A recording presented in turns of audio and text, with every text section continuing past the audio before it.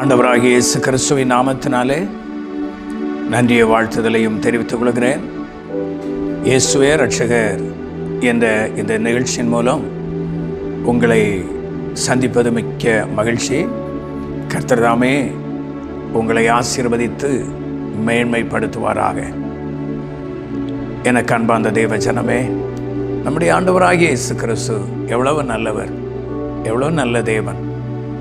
இப்படிப்பட்ட ஒரு தெய்வத்தை பெற்றிருக்கிறது பெரிய ஒரு பாக்கியம், பெரிய ஒரு சிலாக்கியம். இந்த பூமியிலே கோடி ஜனங்கள் தேவனற்றவர்களாய் நடக்கும்போது வானத்தையும் பூமியும் உண்டு பண்ணின தேவனாகிய கர்த்தரை உள்ளத்திலே அவரை அறிந்து அவருக்காக வாழ்கிறது எவ்வளவு பெரிய பாக்கியம், எவ்வளவு பெரிய பாக்கியம். கர்த்தருடைய நாமம் மகிமைப்படட்டும். வேதத்திலே கலாத்தியர் 3ஆம் அதிகாரம் 13ஆம் வசனத்திலே ஒரு வசனம் இருக்கிறது. மரத்திலே தூக்கப்பட்ட இவனும் சபிக்கப்பட்டவன் என்று எழுதியிருக்கிறபடி கிறிஸ்து நமக்காக சாபமாகி நியாயப்பிரமாணத்தின் சாபத்திற்கு நம்மை நீங்களாக்கி மீட்டுக்கொண்டார் என்று வேதத்திலே நாம் வாசிக்கிறோம். பாவம் ஒரு மனுஷனை வேதனைப்படுத்துகிறது. அந்த பாவத்திலே ஊறிப்போன மனுஷன் துணிகரமாய் பாவத்திலே ஈடுபடும் போது அந்த மனுஷனுடைய வாழ்க்கை சாபமாய் மாறிவிடுகிறது. அந்த மனுஷனுடைய சன்னதியும் சாபமாய் மாறி விடுகிற ஒரு சூழ்நிலையாய் இன்றைக்கு நாம் உலக அளவிலே நாம் பார்க்க முடிகிறது. மனுஷன் நிம்மதியில்லாத ஒரு வாழ்வை வாழ்ந்து கொண்டிருக்கிறான். நிம்மதி இல்லை, சமாதானம் இல்லை, உள்ளத்தில் கோபமும் எரிச்சலும் தான் பொங்கிக் கொண்டிருக்கிறது மனுஷனுடைய அன்றாட வாழ்க்கையிலே. காரணம் ஏன்? மனுஷனை உண்டு பண்ணின தேவனை அவன் விட்டு தூரம் போய் வாழ்கிற வாழ்க்கை தான் அவனை ஒடுக்குகிறது. மனுஷர்களை கவனிங்க, உள்ளத்தில் எரிச்சலும் கோபமும் வேண்டாத சுபாவங்களும் கொண்டிருக்கிறான் மனுஷன். காரணம், என்னை உண்டு பண்ணின தேவனை மறந்து நடக்கும்போது அந்த உள்ளத்தில் நம்மை உண்டு பண்ணின தேவன் தான் சமாதானத்தை தர முடியும். இந்த உள்ளத்தில் சமாதானம் வேண்டும் என்று புகையிலை, லகரி பானங்கள்,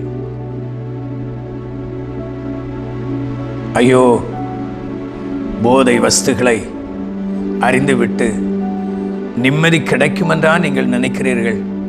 நிச்சயமாய் கிடைக்காது. நிம்மதி கிடைத்தது போல் இருக்கும், அவ்வளோதான்.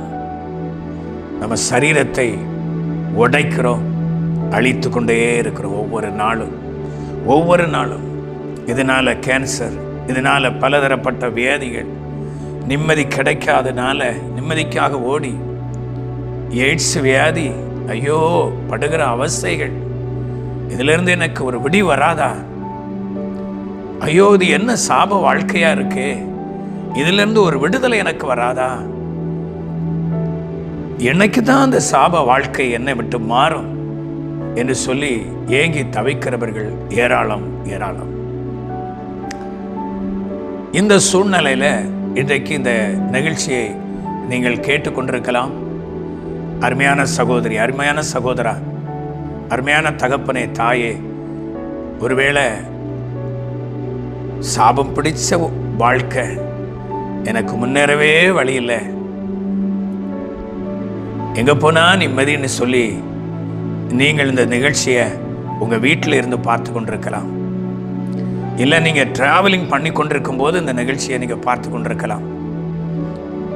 எனக்கு ஒரு விடி வராதா என்று சொல்லி ஏங்கிக் கொண்டு நீங்க இருக்கலாம். நிச்சயமாய் முடிவு உண்டு. உன் நம்பிக்கை வீண் போகாது. உன் நம்பிக்கை இயேசு மேல வரட்டு. எங்கேயோ நான் நம்பிக்கை வைக்கிறேன்னா இந்த இயேசு விடுதலையாக்க முடியாது. எங்கெங்கேயோ நம்பி ஓடினீங்கல்ல, இந்த இயேசுவை நீங்க நம்பி பாருங்க. எல்லா சாப கட்டில் இருந்தும் விடுதலையாக்க இந்த இயேசு கிறிஸ்து போதுமானவர். எதற்கு இந்த இயேசு அவ்வளவு உன்னிப்பாய் சொல்ல வேண்டும் என்று சொன்னால், அது ஒரு மாம்சத்தில் வைராக்கியமாய் சொல்றதல்ல. இவர்தான் தேவன், இவர்தான் மனுஷனை உண்டு பண்ணின தேவன். டாக்டர் மாருங்க படித்ததை சொல்லுவாங்க. இந்த பரம டாக்டர் ஆகிய இயேசு நம்மை உருவாக்கி வைத்திருக்கிற தேவனுக்கு நாம் எந்த லெவலில் வாழ்கிறோம் இருக்கிறோம் என்பதை அவருக்கு தெளிவா தெரியும். ஆகையினால தான் நாங்க உறுதியாய் சொல்ல முடியும், இந்த இயேசு உங்களை விடுதலையாக்க வல்லமையுள்ளவர். எப்படிப்பட்ட பாவ கட்டளையா இருந்தாலும் சரி, எப்படிப்பட்ட முன்னோருடைய சாப கட்டுகளா இருந்தாலும் சரி, இந்த பாவ சாப கட்டுனால நீங்க பிசாசின் போராட்டத்தில் பாதிக்கப்பட்டிருக்கிறீங்களா? இல்லை வாழ்க்கையில் முன்னேற முடியலை, ஒரு வேலை செய்து ஜீவிக்க முடியலை, ஐயோ ஒரு தொழில் செய்கிறேன் என்னால் முடியலை, எனக்கு எந்த நன்மையும் கிடைக்கலையேன்னு சொல்லி ஏங்கி கொண்டிருக்கிறீங்களா? நாம் பிரசங்கிக்கிற இயேசு உங்களை விடுதலையாக்க அவர் வல்லமை உள்ளவர். அருமையான தேவ பிள்ளையே, இந்த வார்த்தையை கேட்கிற உங்களோடு கர்த்தருடைய ஆவியானவர் பேசி கொண்டிருக்கிறார். இன்றைக்கு இந்த நிகழ்ச்சியை பார்த்து கொண்டிருக்கிற உங்களை கர்த்தர் விடுதலையாக்க தான் இந்த நிகழ்ச்சியை நீங்க பார்க்குறீங்க. நிச்சயமாய் உங்க நம்பிக்கை வீண் போகாது. நிச்சயமாய் முடிவு உண்டு. ஹல்லேலூயா. நிச்சயமாய் முடிவு உண்டு. காரணம், இப்படிப்பட்டதான பாவ சாப கட்டிலிருந்தும் என்னை கர்த்தர் விடுதலையாக்கினார், என் குடும்பத்தை கர்த்தர் விடுதலையாக்கினார். ஆகையினால தெளிவா சொல்ல முடியும், இயேசு ஒருவர் உண்டு, இயேசு என்ற ஒரு தெய்வம் இருக்கிறார். அவர் நம்மை எந்த சாப கட்டிலிருந்தும், எப்படிப்பட்ட போராட்டத்திலிருந்தும், எப்படிப்பட்ட பாவ கட்டிலிருந்தும், எப்படிப்பட்ட சாப கட்டிலிருந்தும் நம்மை விடுதலையாக்கி ஆசீர்வதிக்க அவர் வல்லமையுள்ள தேவனாய் இருக்கிறார். ஆகையினாலதான் வேதவசனம் சொல்லுகிறது, கலாத்தியர் 3:13 தெளிவாய் சொல்லுகிறது, சாபத்தினின்று நம்மை நீங்களாக்கி அவர் நம்மை விடுதலையாக்கினார். காரணம், அவர் உங்களுக்காக இயேசு சாபமானார். சகோதரனை, உங்களுக்காக இயேசு சாபமானார். இந்த நிகழ்ச்சியை பார்க்கிற சகோதரி, உங்களுக்காக இயேசு சாபமானார். இந்த நிகழ்ச்சியை பார்க்கிற தம்பி தங்கச்சி, உனக்காக இயேசு கல்வாரி சிலுவையிலே சாபமானார். நமக்காக சாபமானார். ஏன்? நம்மை விடுதலையாக்க. எதற்கு? உங்களை விடுதலையாக்க. விசுவாசித்தால் இன்றைக்கு அந்த சாப கட்டிலிருந்து இயேசு உங்களை விடுதலை தரவர் வல்லமையுள்ள தேவனாய் இருக்கிறார். ஹல்லேலூயா. ஒருவேளை தொழிலில் உடைஞ்சு போயிருக்கிறீங்களா? படிப்பில் ஐயோ எனக்கு படிக்கவே முடியலை, தடுமாறுறேன்னு சொல்லி நினைக்கிறீங்களா? நிச்சயமாய் இந்த இயேசுவை விசுவாசிங்க, நீங்க நன்றாக படித்து முன்னுக்கு வர முடியும். தொழிலில் பாதிக்கப்பட்டிருக்கிறீங்களா? உங்க தொழில் ஆசீர்வாதமாக இருக்கும். வேலை செய்ய முடியாம வேலைக்கு போயிட்டு வீட்டில் வந்து ஐயோ உட்கார்ந்திருக்கிற ஒரு சூழ்நிலையா? இயேசு உங்களை விடுதலை தர வல்லமையுள்ளவராய் இருக்கிறார். இந்த இயேசுவை விசுவாசித்தால் நிச்சயமாய் இன்றைக்கு ஒரு அற்புதத்தை கர்த்தர் உங்க வாழ்க்கையிலே செய்ய அவர் வல்லமையுள்ளவராய் இருக்கிறார்.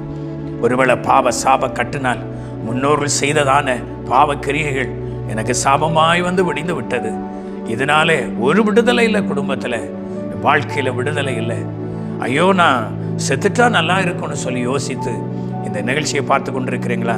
இயேசு உங்களை விடுதலையாக்க வல்லமையுள்ளவராய் இருக்கிறார். இந்த நாளிலே இயேசு உங்களை விடுதலையாக்க வல்லமையுள்ளவராய் இருக்கிறார். நான் பிரசங்கிக்கிற இயேசு இன்றைக்கும் அவர் ஜீவிக்கிறார். பாவத்திற்காக, அக்கிரமத்திற்காக, மனுஷனுடைய பாவத்திற்காக, அக்கிரமத்திற்காக கல்வாரி சிலுவையிலே மரித்து அடக்கம் பண்ணப்பட்டு 3ஆம் நாள் உயிரோடு எழும்பின இயேசு இன்றைக்கும் ஜீவிக்கிறார். இன்றைக்கும் ஜீவிக்கிறார். நீ விசுவாசித்தால் தேவனுடைய மகிமையை காண்பீர்கள். ஜெபிப்போமா? அன்பின் ஆண்டவரே, பரலோக பிதாவே, இந்த அருமையான வேளையிலும் இந்த வார்த்தைகளை கேட்டுக்கொண்டிருக்கிறதான இந்த அருமையான சகோதரனுக்காக, சகோதரிக்காக, இந்த அருமையான மகனுக்காக, மகளுக்காக ஜெபிக்கிறேன். இந்த தகப்பனாருக்காக, தாய்க்காக ஜெபிக்கிறப்பா. தேவரீர் ஏதோ ஒரு இடத்துல, வீடுகளில் இல்லை தெருக்களில், பிரயாணத்தில், ஒரு ரூமில் அடைப்பட்ட சூழ்நிலையில், படுக்கையில் இந்த வார்த்தைகளை கேட்டுக்கொண்டிருக்கிற இவர்களை கர்த்தர் விடுதலையாக்க இயேசுவின் நாமத்தில் ஜெபிக்கிறேன். மரத்திலே தூக்கப்பட்ட இவனும் சபிக்கப்பட்டவன் என்று எழுதியிருக்கிறபடி இயேசு சாபமானீர் அல்லவா? நியாயப்பிரமாணத்தின் சாபத்திற்கு நீங்களாக்கினீர் அல்லவா? நியாயப்பிரமாணத்தினால் ஒருவனும் நீதிமான் ஆகிறதில்லை என்று வேதத்திலே வாசிக்கிறோமே. அவனமாய் எங்கள் தேவனே, உமக்கு ஸ்தோத்திரம் ஆண்டவரே. ஹல்லேலூயா, ஹல்லேலூயா. சாபம் பிடித்த வாழ்க்கையை ஆசீர்வாதமாய் மாற்ற கல்வாரி சிலுவையிலே நீ இரத்தத்தை சிந்தினீர். அந்த இரத்தம் இவர்கள் மேல் தெளிக்கப்படுவதாக ஒரு விடுதலை உண்டாகட்டும். போராட்டங்கள் மாறட்டும் இயேசுவின் நாமத்தில். இந்த பிசாசின் கிரிகளை கடிந்து கொள்ளுகிறேன். ஒரு விடுதலை ஆகட்டும் இயேசுவின் நாமத்தில். தொழிலிலே மேன்மை அடையட்டும், படிப்பிலே மேன்மை அடையட்டும், நன்றாக படிக்கட்டும் இயேசுவின் நாமத்தினாலே. வேலை செய்ய பலனை கொடுங்க ஆண்டவரே. இனி வேலைக்கு போகும்போது வேலை செய்ய முடியவில்லை என்று திரும்ப வரக்கூடாது. அவர்கள் வேலை செய்து முடித்து விட்டு அவர்கள் வீட்டிற்கு வரட்டும் ஐயா. அப்படிப்பட்ட காரியங்களை கர்த்தர் நடப்பியும் அற்புதமாய் இவர்களை வழி நடத்தும். உம்முடைய கரத்திலே ஒப்பு கொடுக்கிறேன். முன்னோர்கள் செய்த பாவ கிரியைகள் நிமித்தம் சாபமாய் எனக்கு விடிந்ததே, எனக்கு ஒரு விடி வராதா என்று சொல்லி ஏங்கிக் கொண்டிருக்கிற இந்த அருமையான நபருக்காக ஜெபிக்கிறேன். இயேசுவின் நாமத்தில் விடுதலை உண்டாவதாக. அற்புதமாய் கிரியை செய்யும். வியாதியின் கட்டுகள் அறுக்கப்படட்டும் இயேசுவின் நாமத்தில். கர்த்தர் விடுதலை கொடுத்த அன்பிற்காய் கோடாகோடி ஸ்தோத்திரம். விடுதலை கொடுத்தீர், ஜெபத்தை கேட்டீர், அதற்காய் நன்றி. மீட்பரும் இரட்சகருமாகிய இயேசு கிறிஸ்துவின் நாமத்தில் ஜெபிக்கிறோம் ஜீவனுள்ள நல்ல பிதாவே. ஆமென், ஆமென், ஆமென். ஆண்டவராகிய இயேசு கிறிஸ்து நிச்சயமாய் உங்களை விடுதலையாக்கி இருக்கிறார். இயேசுவை விசுவாசிங்க, நம்புங்க. கர்த்தர் தாமே உங்களை ஆசீர்வதிப்பார். இன்னும் ஒரு இயேசு இரட்சகர் என்ற நிகழ்ச்சிகளை சந்திக்கும் வரையிலும் ஆண்டவராகிய இயேசு கிறிஸ்து தாமே உங்களை ஆசீர்வதித்து பாதுகாப்பாராக. ஆமென், ஆமென். நீங்கள் பெற்றுக்கொண்ட ஆசீர்வாதங்களை எங்களுக்கு தெரியப்படுத்த மறவாதிருங்கள். நீங்கள் தொடர்பு கொள்ள வேண்டிய தொலைபேசி எண்கள் 9159370508, 9443759314. மேலும் தேவ செய்திகளை அறிந்து கொள்ள நமது இயேசுவே இரட்சகர் யூடியூப் சேனலை சப்ஸ்கிரைப் செய்வோம். தேவ கிருபையும் தேவ சமாதானமும் உங்கள் அனைவரோடும் கூட இருப்பதாக. ஆமென்.